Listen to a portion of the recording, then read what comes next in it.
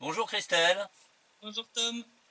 Voilà, nous sommes le 18 février 2017, c'est le 28e CITREP, et là on a un événement qui est en plus extrêmement récent, puisque c'est un événement qui a 1 heure et demie de temps, hein, c'est-à-dire que ça s'est produit officiellement à 14h45 heure de Paris aujourd'hui. Et donc il est 16h12, hein, ça fait donc 1 heure et demie. Une nouvelle qui a changé très sensiblement la donne concernant la situation des deux républiques autoproclamées de Donetsk et de Lugansk. Et c'est Vladimir Poutine qui s'y colle avec une signature, un décret qui va certainement faire énormément de bruit et changer évidemment la situation. Donc il faut s'attendre à des rebondissements particulièrement bruyants. Évidemment, ça occulte un tout petit peu le bilan des bombardements qui ont quand même un peu baissé malgré tout, mais qui sont Non, toujours là. ils ont continué. On a légèrement augmenté par rapport à la semaine passée. Bon, pas de beaucoup, mais quand même. Puisque durant la semaine écoulée, l'armée ukrainienne a violé 6249 fois le cessez-le-feu en République populaire de Donetsk, donc à peu près 600 fois de plus que la semaine précédente, dont 2517 fois avec des armes lourdes interdites par les accords de Minsk, donc artillerie, mortier, chars d'assaut, et aussi les lance-roquettes multiples grades, hein, qui sont de nouveau de retour. Donc ça nous fait quand même une belle moyenne de presque 900 bombardements par jour, et un pic à 1373 entre avant-hier et hier. Il faut y rajouter donc les 1980 tirs des dernières 24 heures, dont 100 tirs d'artillerie lourde, 24 tirs de chars d'assaut, 547 de mortiers, et puis le reste, tout ce qui est véhicules de combat d'infanterie, lance-grenades et autres joyeusetés du même tonneau. Oui. Des tirs qui cette semaine ont touché presque toutes les localités du front de la RPD, donc on va pas sortir toute la liste parce que sinon ça serait une liste à l'après-vert. Oui. Les tirs les plus lourds ont touché cette semaine, comme la semaine dernière, la périphérie de Donetsk, qui est celle de Yassinovataya, Gorlovka et les localités du sud de la République populaire de Donetsk, donc Sakhanka, Komintarnovo, Leninskoye, tout ce triangle-là. Ces tirs ont fait, donc on a eu un mort de plus parmi les soldats ces dernières 24 heures, donc ça fait 9 morts et 2 blessés parmi les soldats de la République populaire de Donetsk, un mort parmi les civils.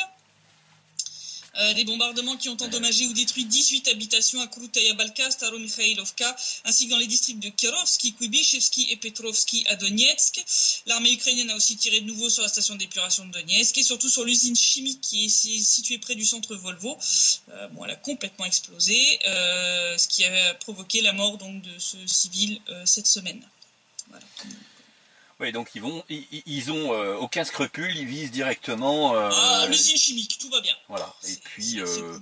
Voilà, et puis les conséquences éventuelles pour tout le monde, on s'en fout quoi. Enfin, heureusement qu'on n'a pas de centrale nucléaire ici, parce que j'imagine même pas sinon. Hein. Ouais, donc. Parce serait foutu de nous déclencher à nouveau de Tchernobyl, c'est débile, hein, vraiment. Oui, parce qu'il y a la station d'épuration contient un stock de chlore pour le traitement. Plusieurs tonnes de chlore pour la purification de l'eau, donc ça peut faire aussi beaucoup de dégâts. Et au niveau des armements qui sont amenés près de la ligne de front, les services de renseignement de la République populaire de Donetsk ont repéré en violation des accords de Minsk, je le rappelle. Près de Gorlovka, 2 pelotons de chars d'assaut, 2 pelotons de canons automoteurs Gvozdika de 122 mm et un peloton de lance-roquettes multiples grades. Près de Donetsk, une division de canons automoteurs Gvozdika de 122 mm, un détachement d'obusiers pions de 203 mm. Oula, ah oui, je vais faire une parenthèse. Ouais.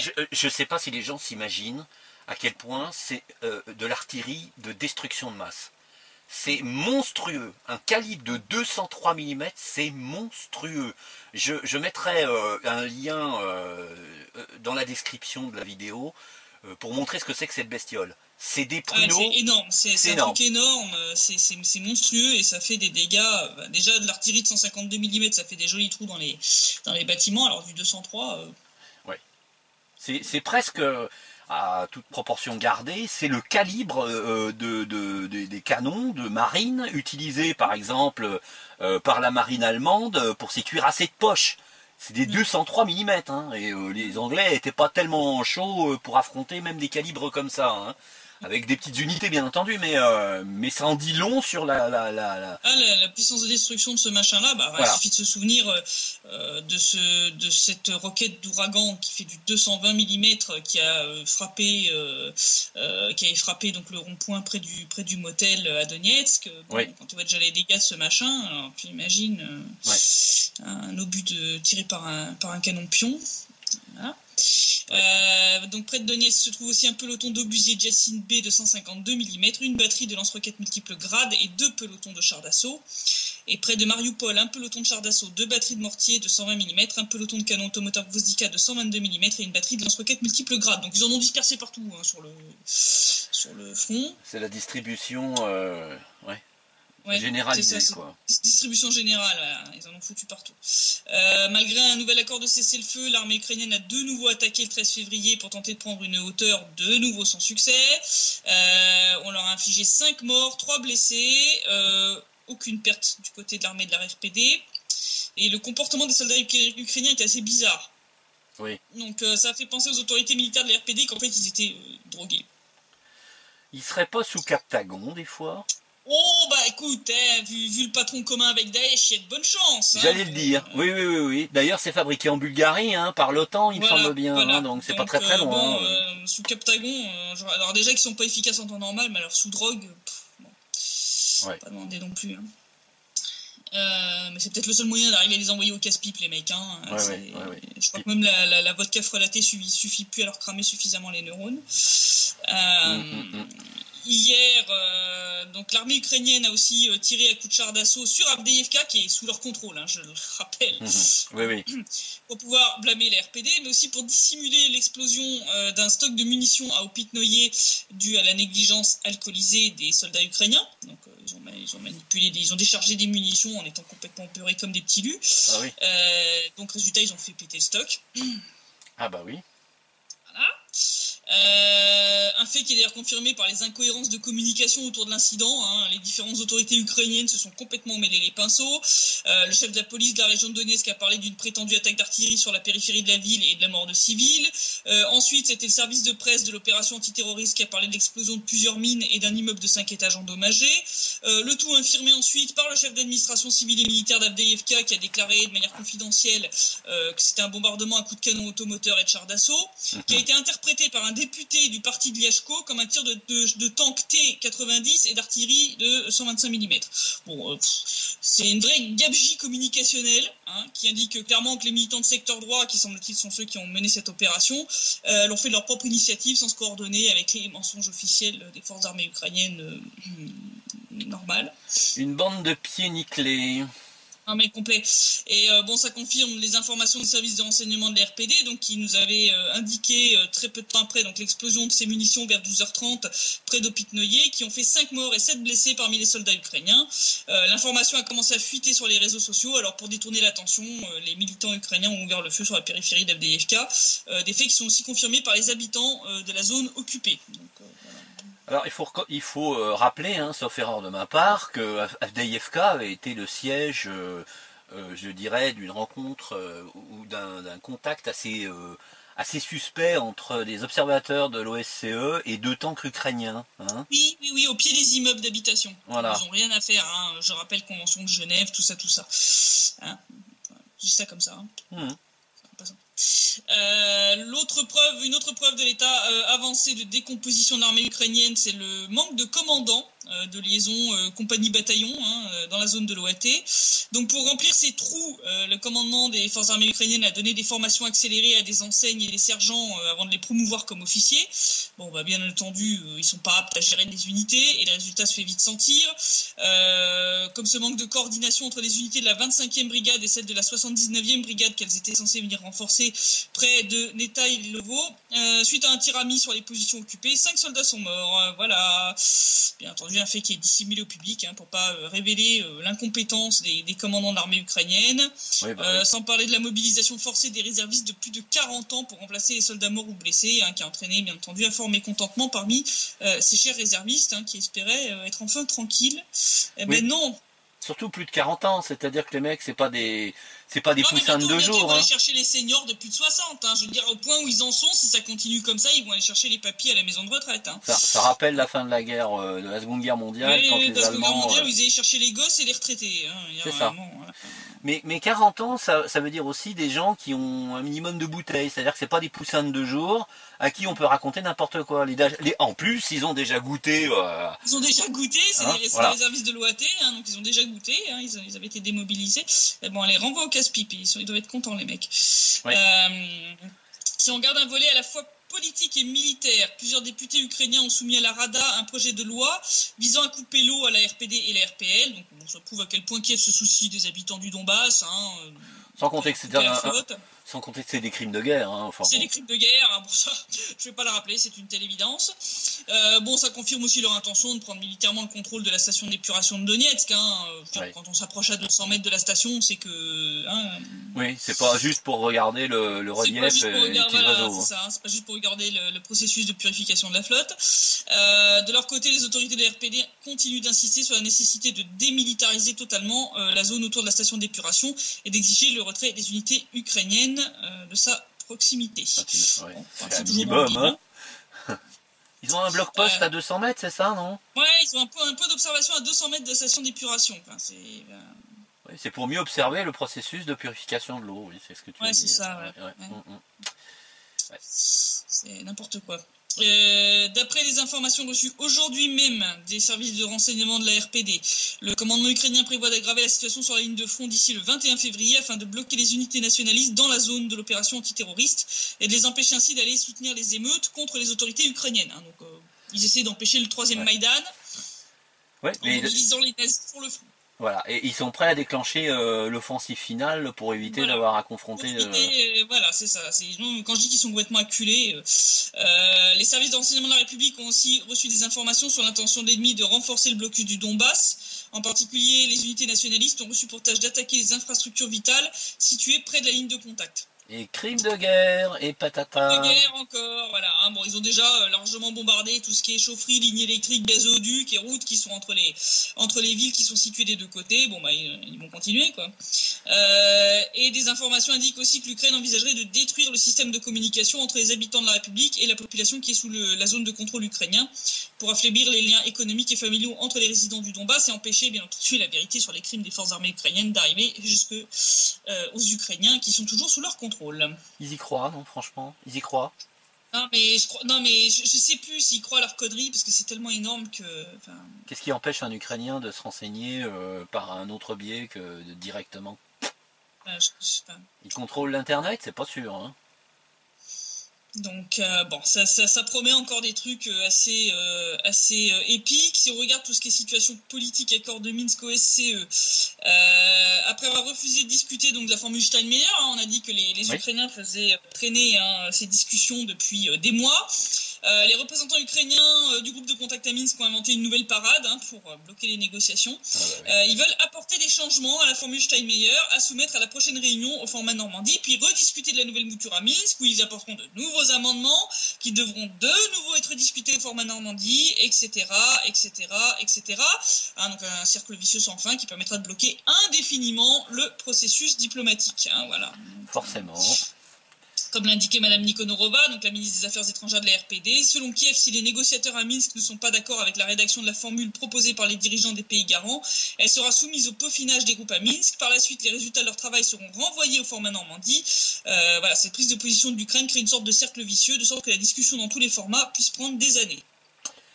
Je pense que la décision de Vladimir Poutine tout à l'heure n'est pas étranger à cette affaire.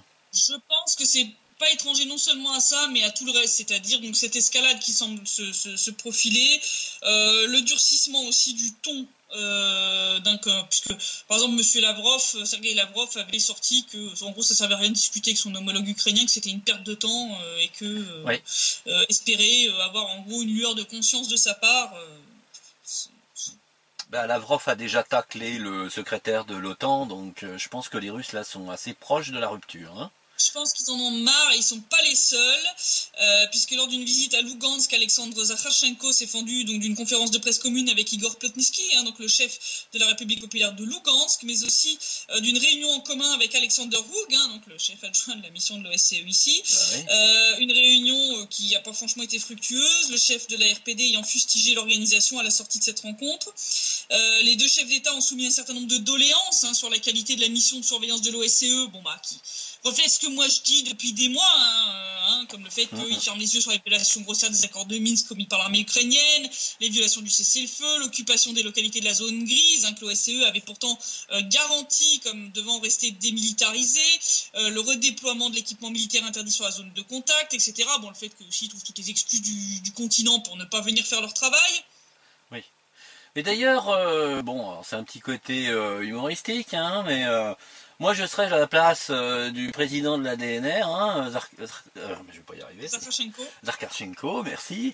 Je ferais un décret sur les débits de boissons, en particulier au Banana Café, pour les inciter à aller plus bosser, je dirais. Voilà.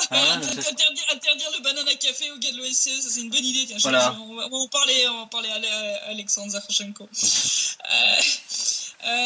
Fidèle à son habitude, M. Hoog a répondu avec des phrases toutes faites. Il tourne comme un discréé, ce monsieur.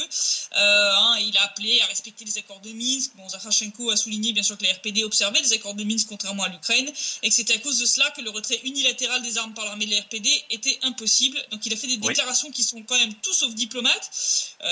D'ailleurs, comme un de mes contacts sur Facebook l'a déclaré sous le partage de cette information, la personne m'a demandé, je ne sais pas comment Zakharchenko a fait pour avoir suffisamment de sang-froid pour ne pas frapper Alexander Hoog, parce que quand on voit sa tête et puis les conneries qu'il débite, on n'a qu'une envie, c'est de lui écraser le poing sur la tronche. Et il disait vraiment le sang-froid dont fait preuve Alexander Zakharchenko, c'est pas tout le monde qui pourrait. C'est clair. Voilà. Et ceux qui choisissent ceux qui choisissent l'encadrement de l'OSCE, ils le font peut-être exprès aussi, je veux dire.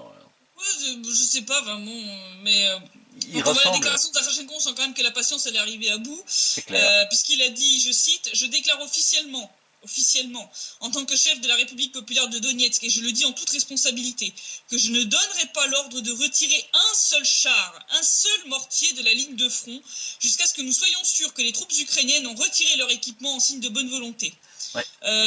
Donc ça, jusqu'ici, on était quand même les premiers à chaque fois à retirer l'armement en disant maintenant à vous.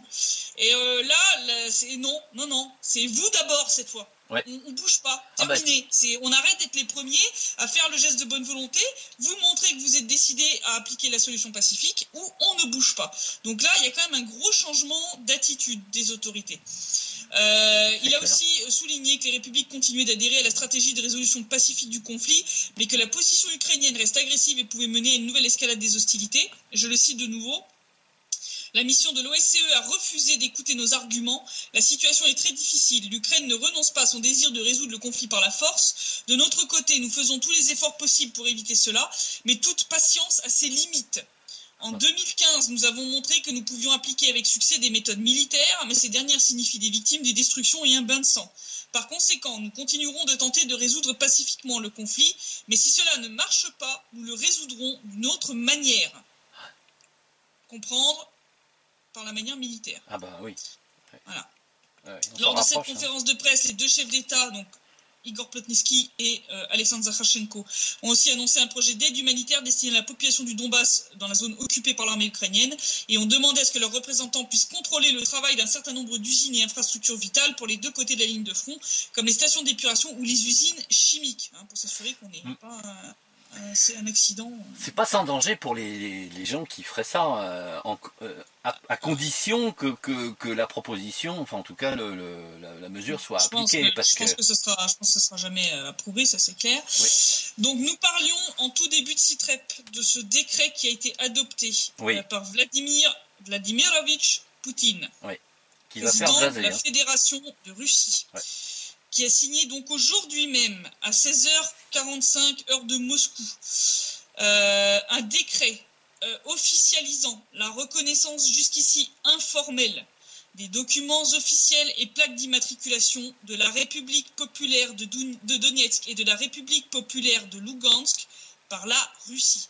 Donc je rappelle que suite à l'émission de plaques d'immatriculation et de passeports de la RPD et de la RPL, la Russie avait officieusement reconnu, accepté à ses frontières ces documents et ces plaques d'immatriculation. Ouais. Mais c'était une reconnaissance officieuse, c'est-à-dire il n'y avait aucun décret. C'était certainement juste une circulaire qui avait été envoyée aux douaniers sur la zone commune pour dire voilà, les gens qui ont les passeports de l'RPD, de l'RPL ou les plaques d'immatriculation, c'est ok, vous pouvez les laisser passer. Bon, j'ai pu tester moi-même, effectivement, ça marche très bien.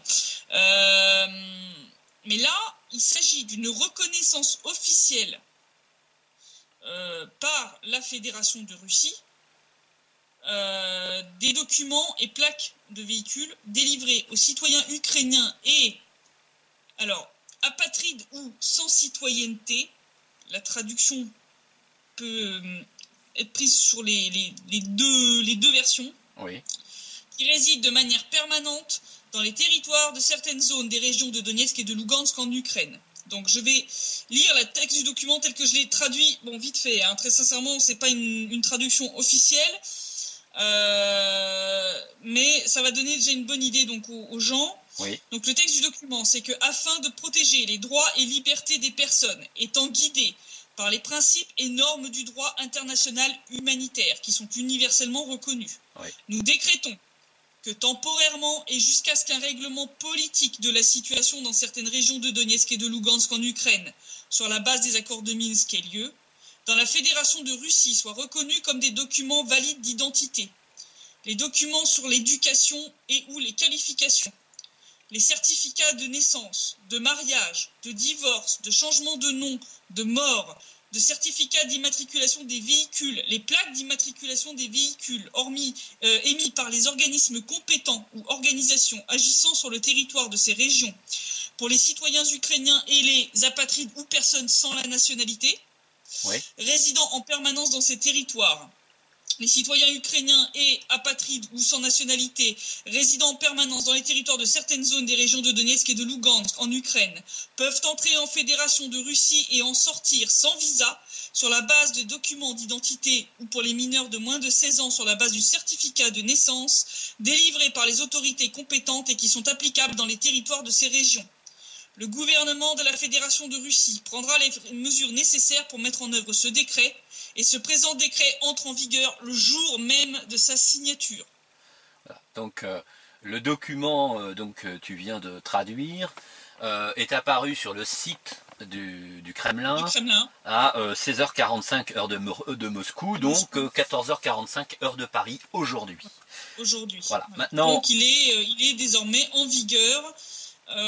Donc c'est quand même très important puisque c'est que jusqu'ici donc cette reconnaissance, pourquoi elle était officieuse jusque-là, parce que la Russie privilégiait le règlement pacifique selon les accords de Minsk, ne voulait pas jeter de l'huile sur le feu, ne voulait pas être accusée d'aggraver la situation. Oui. Donc là, le fait que Vladimir Poutine signe ce décret maintenant, avec tout ce que j'ai annoncé avant, l'escalade qui se poursuit, manifestement l'Ukraine qui est complètement acculée, et qui, pour échapper à ses problèmes internes, semble vouloir se lancer d'ici le 21 février dans le gouffre, enfin je veux dire là, il n'y a pas d'autre terme, et vouloir relancer une offensive. Donc là, la signature aujourd'hui de ce décret par Vladimir Poutine, après donc cette discussion avec l'OSCE qui a été complètement infructueuse, où on voit vraiment de la mauvaise volonté de leur part de faire réellement leur boulot, là, ça commence à sentir la future reconnaissance de la RPD et de la RPL par la Russie. À tout le moins, moi j'appelle ça personnellement un coup de poing sur la table. Hein. C'est un coup de poing sur la table, c'est-à-dire là, on dit bon, on a été de bonne volonté, jusqu'ici on a essayé de la jouer. Hein, je vais citer un film que j'aime beaucoup qui est Le 5e élément. Vous voulez pas la jouer soft, je suis pas contrariant. Vous voulez la jouer hard, on va la jouer hard. C'est ça, ouais. Voilà, je pense que c'est à peu près ça, la position russe maintenant, c'est de dire, bon, on a été conciliant, on a fait beaucoup d'efforts, on on l'a joué de façon officieuse, etc. jusqu'ici, pour pas envenimer la situation, pour pas aggraver la situation, pour pas mettre de l'huile sur le feu, diplomatiquement, etc. Mais ok, bon, bah, vous voulez nous prendre pour des cons, vous voulez aggraver la situation, vous voulez définitivement enterrer la solution pacifique, parce que c'est ça qui est en cours, c'est clair, c'est toujours pas officiel. Ok, bah, vous voulez la jouer comme ça, bah, on va foutre un coup d'huile sur le feu de notre côté aussi. C'est-à-dire, on va dire, bah, nous, on en a marre de la jouer officieusement, de laisser les gens du Donbass dans la merde. Parce que jusqu'ici, c'était surtout les passeports et les plaques d'immatriculation qui étaient acceptés, mais voilà, officieusement. Mais là, c'est dire, bah, ok, bah, vous voulez la jouer comme ça, bah, on reconnaît officiellement ces papiers comme étant valables. Et d'ailleurs, le fait de reconnaître des documents d'une entité qui n'est pas reconnue au niveau international, c'est une reconnaissance implicite de leur existence. Et ça, alors par contre, comment va réagir Kiev? Et évidemment, les sponsors derrière. Je pense qu'on va avoir droit à une belle crise d'hystérie. Là, je pense qu'ils vont tous grimper au rideau en hurlant. Je pense que d'ici ce soir, on va avoir droit au concert des pleureuses. Là, ça va être assez épique. Absolument. Mais bon, au bout d'un moment, je veux dire, ils ont rien fait pour améliorer la situation. Ils ont rien fait pour faire pression sur Kiev, pour appliquer les accords de Minsk. Au bout d'un moment, faut arrêter. D'ailleurs, si on regarde l'évolution générale de la situation en Ukraine, pourquoi l'Ukraine est acculée, c'est que depuis plusieurs semaines, les néo-nazis et autres radicaux ukrainiens, mercenaires géorgiens et autres bloquent les rails qui amènent le charbon du Donbass en Ukraine. Je rappelle que c'est un charbon qui est nécessaire aux centrales thermiques ukrainiennes qui fournissent environ 40% de l'électricité du pays, c'est énorme. Le Donbass à lui seul fournit 37,5% de ce charbon.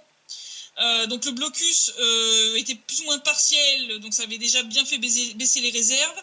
Et là, depuis plus de 5 jours, il est total. Donc là, il n'y a plus rien qui passe. Donc les stocks des centrales ukrainiennes ne couvrent plus désormais que 14 à 45 jours de consommation selon les centrales, obligeant les autorités ukrainiennes à déclarer l'état d'urgence énergétique et à envisager des coupures d'électricité tournantes pour faire face à la pénurie. Donc là, c'est quand même grave, hein, je veux dire. Ça devient du débilisme, hein, je veux dire là. Parce que vous avez des températures bien froide en ce moment. Hein. Encore fraîche, ouais. Hein, la situation est d'ailleurs tellement catastrophique que l'Union européenne, les USA et même maintenant le G7 viennent de se réveiller brutalement et ont demandé de faire cesser le blocus commercial du Donbass. Alors moi je sais plus si je dois en rire ou en pleurer, hein, parce que bon, ils se réveillent quand même un peu tard, ça fait plus de 3 ans que cette situation perdure, avec un blocus plus ou moins partiel. C'est juste que là ça devient plus radical et donc ça vient d'en révéler tout le danger et pas que pour l'Ukraine, parce qu'il faut pas s'y tromper, hein. S'ils réagissent... c'est que c'est pas pour les beaux yeux des Ukrainiens, ils en ont rien à foutre. S'il y a réaction, c'est qu'en fait, il y a un risque d'effondrement du réseau électrique ukrainien quand même. Là, ça aurait des conséquences qui sont terribles pour tous les pays voisins, parce que tous les réseaux électriques sont plus ou moins interconnectés, hein, quand même. Pour se revendre de l'électricité. Pour se revendre de l'électricité, etc. Donc ça risque d'entraîner des grosses perturbations sur les réseaux électriques des pays voisins qui, eux, font partie de l'Union européenne, hein, comme la Pologne, et se retrouveraient à payer les pots cassés d'une politique russophobe qui confine au débilisme le plus profond. Hein, non, mais ça fait un bon moment, hein, qu'on leur dit que leur politique russophobe est débile, mais enfin là, ça commence à apparaître de manière visible. Et d'ailleurs, plus l'Occident critique les autorités ukrainiennes, plus les politiciens de Kiev cherchent à s'anéantir entre eux, puisque mardi, le Premier ministre ukrainien Vladimir Groysman s'en est pris à la chef de la fraction parlementaire Patrie, Yulia Tymoshenko, hein, la blondanate, là, hein, pour ceux qui ne la remettent pas, hein, la princesse du gaz, hein, qui est aussi corrompue que toute la clique qui est actuellement au pouvoir. Il n'y en a pas un pour racheter l'autre. Hein. Non, bah c'est clair. Hein. Il a donc Groysman a qualifié Yulia Tymoshenko de mère de la faiblesse économique ukrainienne, mais l'a également accusé de vouloir détruire le pays. Donc une sortie qui a eu lieu quelques heures après la publication par Bruxelles d'un rapport dans lequel Poroshenko et son entourage sont accusés d'incompétence et de corruption. C'est bizarrement pas Tymoshenko, alors qu'elle est quand même bien gratinée. Je rappelle qu'elle avait fait partie de la première révolution orange et elle avait fini en tôle pour toutes ces magouilles. Absolument. Donc il semble que ce soit de cette manière que Groysman décide de réagir au projet de décret sur la démission du Premier ministre ukrainien qui a été soumis le 10 février au Parlement par les députés du parti de Tymoshenko. Si on regarde les conclusions du rapport spécial des experts européens, ces derniers flagellent littéralement tout l'entourage de Poroshenko. Ils ont décrété que 3 ans après le Maïdan, les autorités ukrainiennes n'ont pas réussi à tenir leurs promesses en matière de lutte contre la corruption dans le système judiciaire, de rétablissement de l'ordre dans le financement des partis politiques et de décentralisation de l'administration publique. Le service douanier n'a toujours pas été réformé, les entreprises publiques n'ont pas été privatisées et le droit de propriété privée n'est pas suffisamment protégé. Les experts de Bruxelles préconisent ouvertement à l'Union européenne de revoir sa politique vis-à-vis de Kiev. L'UE doit fermement insister pour que les élites ukrainiennes participent activement à une véritable construction de l'État en luttant contre la corruption qui mine systématiquement ses fondements. Si les autorités ne réagissent pas de manière appropriée, l'UE devrait être prête à cesser son soutien à l'Ukraine. Donc voilà, bon, même Bruxelles commence à comprendre que si Timoshenko est la mère du chaos ukrainien de ces 3 dernières années, Poroshenko en est certainement le père. Oui. Il y a pas un pour racheter l'autre, hein. Pas un. Non. Pas un. Non. D'ailleurs, pendant ce temps-là à Kiev, suite à ce projet de loi avorté concernant la démission du gouvernement ukrainien, Yulia Tymoshenko a décidé d'intenter un procès en justice contre les autorités du pays pour le refus d'examiner au Parlement cette question de la démission du chef du gouvernement. Voilà. Donc, elle a décidé d'attaquer en justice le président Poroshenko, le premier ministre Groysman, mais aussi le président de la Rada, ce cher Paroubi, le monsieur avec une crampe au bras droit, en les accusant d'actes anticonstitutionnels. Donc, puisque la Rada a refusé d'examiner la question de la démission du Premier ministre en place, bien que ce point ait été soumis à l'enregistrement à l'ordre du jour du Parlement. Donc elle a accusé le président d'Ukraine d'être personnellement responsable, puisque sans son aval, une telle démarche n'aurait pas été possible. Groysman qui s'accroche au pouvoir, Dixit Tymoshenko, et au président de la Rada, Paroubi, sans l'ordre duquel cela n'aurait pas pu se faire. Donc parmi les raisons qui la poussent à demander la démission du Premier ministre, elle a cité la double chute du PIB en dollars, l'hyperinflation, la répression des PME, la hausse des charges communales et la baisse des standards sociaux. Voilà. Le refus d'enregistrement a été motivé par la nécessité de présenter les signatures d'au moins un tiers des députés, 150 parlementaires. Elle n'avait pas réussi à réunir le nombre de signatures. Et en plus, le gouvernement possède l'immunité pendant l'année suivant son élection. Donc Tymoshenko a rétorqué qu'il ne s'agissait pas dans ce cas précis du gouvernement, mais seulement de son chef. Et d'ailleurs, elle a rappelé qu'Arseniy Yatsenyuk avait été limogé du poste de Premier ministre, alors que le projet de résolution sur sa démission n'avait été signé que par 2 personnes. Donc elle a conclu en disant une chose est sûre, tout ce qui se passe à présent à la Rada est parfaitement illégal. Ça y est, les requins sont en train de se bouffer entre eux dans l'enceinte de l'asile de fous. Mais en même temps, je dirais que ça économise du temps et de la salive à tous les gens qui dénoncent cette mascarade pseudo-démocratique, parfaitement nazie à Kiev. Hein. Là, s'ils se démolissent entre eux... ils se démolissent entre eux, là, c'est magnifique. Et puis, histoire d'en rajouter une couche niveau gabegie, cette semaine, l'équipe d'organisation de l'Eurovision 2017 en Ukraine a jeté l'éponge. Donc l'équipe qui était chargée d'organiser s'est retirée du projet. Les organisateurs des 2 demi-finales et de la finale de l'Eurovision qui étaient prévues à Kiev les 9, 11 et 13 mai ont expliqué leur départ par de nombreux problèmes qui empêchent de tenir le concours en Ukraine, notamment l'absence de transparence lors de la prise des décisions et le non-respect des dates d'organisation des appels d'offres. Voilà, donc ça veut dire que le concours 2017 n'aura très certainement pas lieu. C'est mal parti.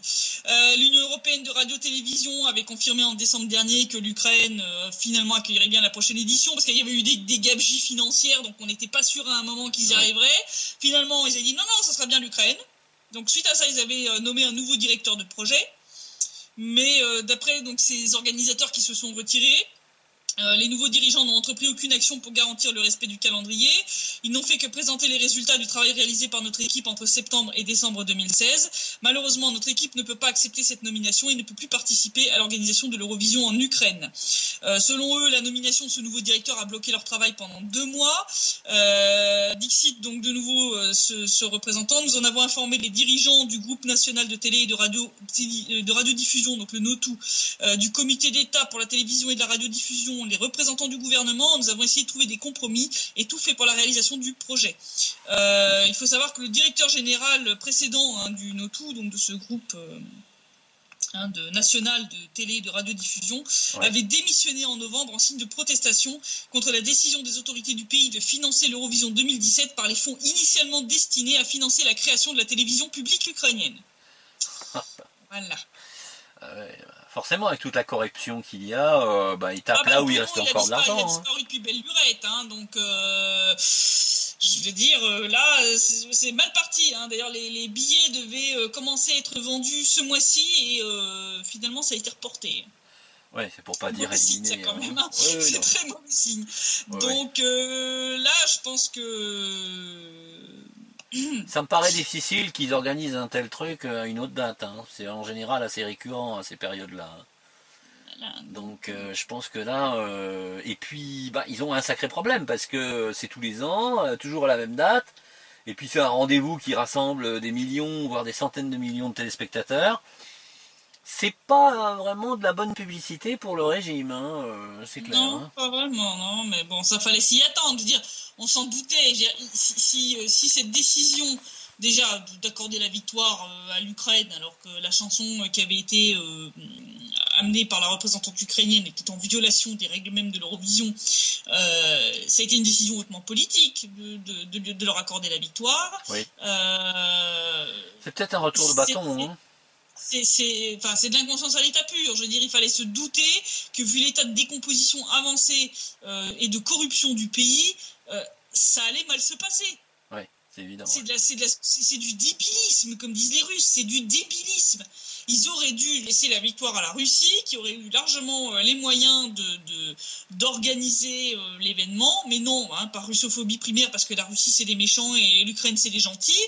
On a fait gagner l'Ukraine en dépit du bon sens, en dépit des règles de l'Eurovision, et résultat des courses, maintenant, ils vont se retrouver le bec dans l'eau avec un concours qui sera impossible à organiser. Je veux dire, enfin, je vois pas comment ils vont pouvoir lancer le truc en 3 mois.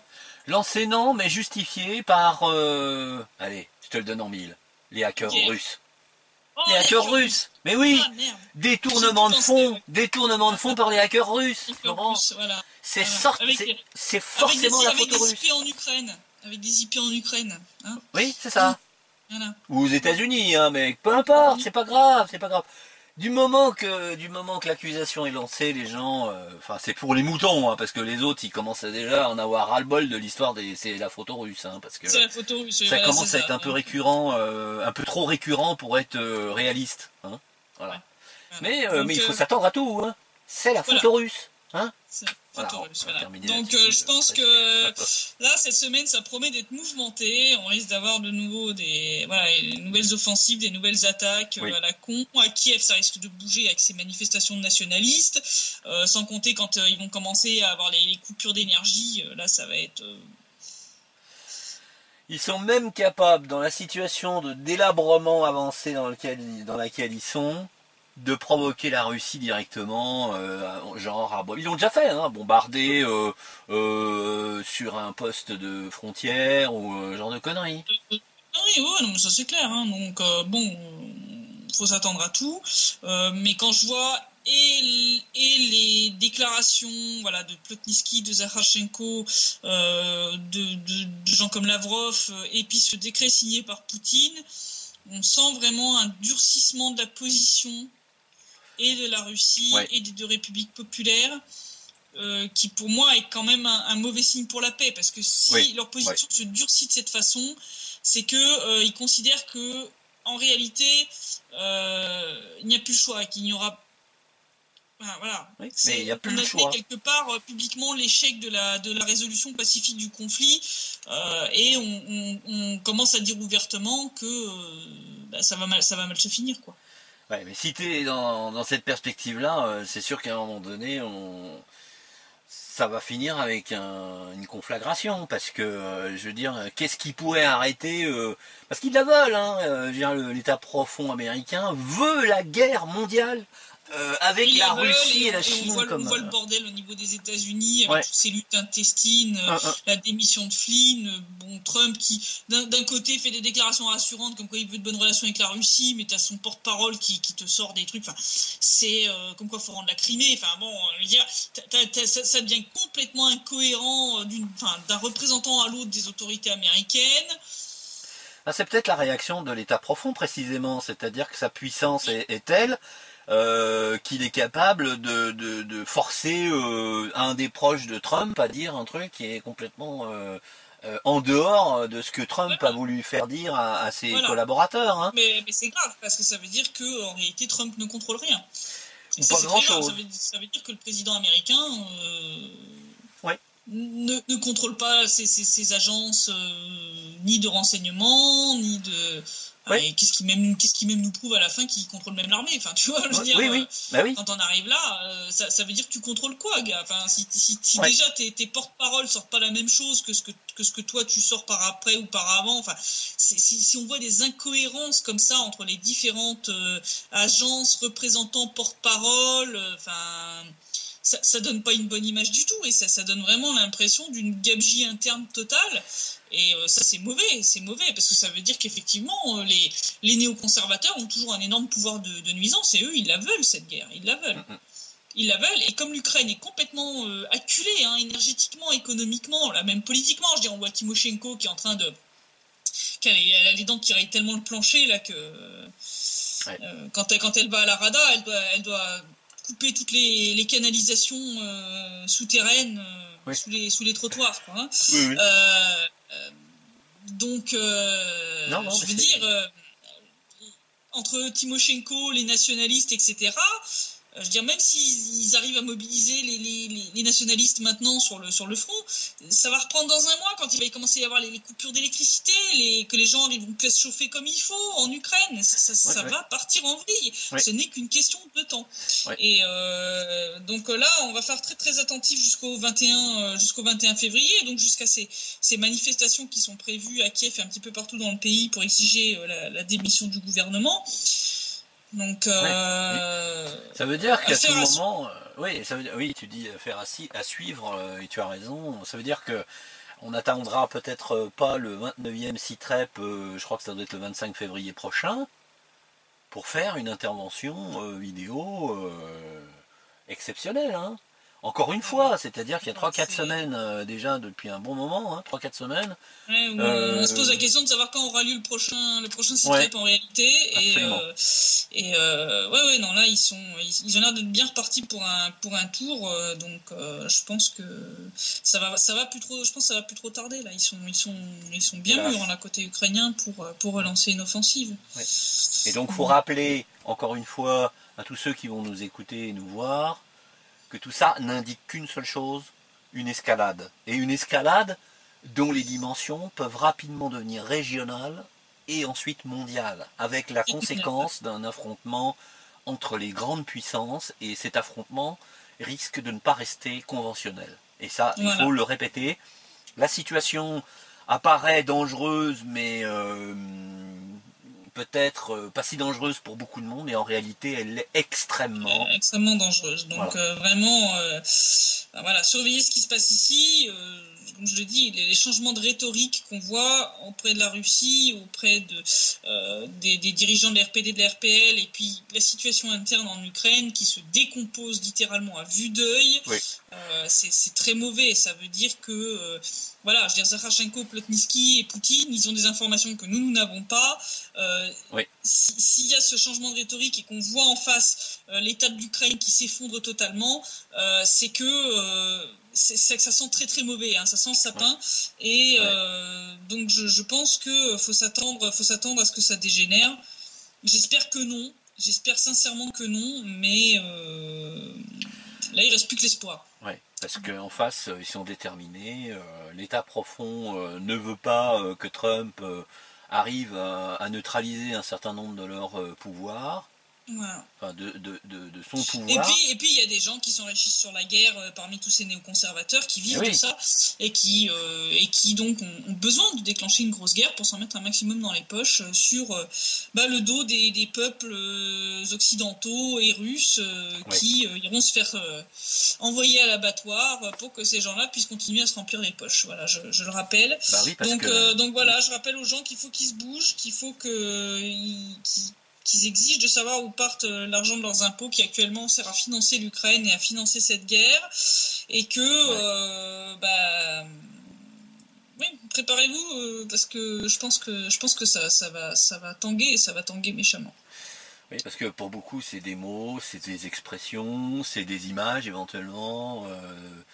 Et quand ça va devenir réel pour vous, le choc qui va être dur.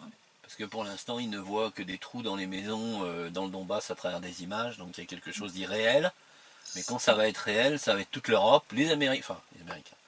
L'État profond américain a déjà provoqué 2 guerres sur le continent européen sans jamais avoir été affecté sur le sien. C'est ça. Et donc ils escomptent avoir le même résultat. Bien sûr, que là, bien sûr, contrairement aux 2 précédentes, il y a des armes nucléaires. Et celles-là, elles vont facilement traverser les étendues d'eau. Voilà, les océans, c'est des missiles balistiques très longue portée. Hein. Voilà, exactement.